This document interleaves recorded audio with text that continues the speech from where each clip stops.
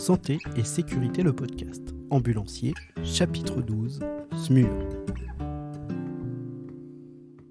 Alors j'ai passé une formation d'adaptation à l'emploi pour un ambulancier en structure mobile d'urgence et de réanimation.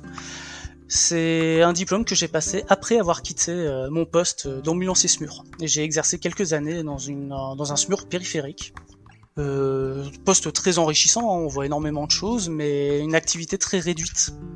Et un côté, on va dire, d'autonomie assez restreint pour un ambulancier. Genre, je m'explique, un ambulancier SMUR, par exemple, ne fera plus de bilan, n'aura plus cette proximité avec les médecins régulateurs et compagnie. Et c'est quelque chose qui me manquait pas mal. Du coup, j'ai quitté mon poste. Je suis retourné en fait dans le privé, poste dans le privé qui me permettait de continuer à exercer mon métier de manière avancée, tout en ayant passé par la suite, comme dit, la FAE SMUR, pour justement évoluer dans le métier en fait, parce qu'il faut jamais rester sur ses acquis. Et il faut montrer en fait à tout le monde qu'un ambulancier privé peut être l'égal d'un ambulancier SMUR ou même qu'un sapeur-pompier sur un VSAV.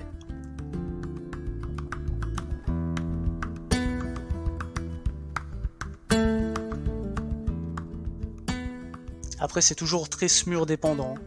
Je connais énormément de collègues ambulanciers SMUR qui font, comment dire, après ça je vais pas pouvoir le dire, mais il y a des SMUR qui, typiquement le SMUR à côté de chez moi, où les ambulanciers sont vraiment mis, on va pas dire à l'honneur, mais sont vraiment mis à contribution dans leur structure.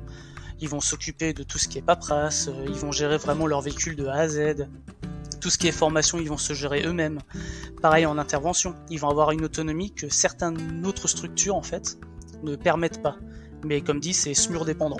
Chaque SMUR a ses spécificités, il n'y a pas de généralité en fait. Je prends par exemple le SMUR de Strasbourg, ce n'est pas du tout le même fonctionnement que le SMUR de Lille. Mais vraiment pas du tout. Et pourtant ça reste deux structures mobiles d'urgence et de réanimation. Donc en fait, chacun trouvera son compte en fait en fonction du SMUR où il travaillera. Hein. Moi je suis tombé dans un SMUR qui ne me convenait pas, ça arrive, mais c'est pas dit que dans un avenir proche ou lointain, je retenterai pas l'expérience, hein, parce qu'on voit quand même des choses assez magnifiques en SMUR.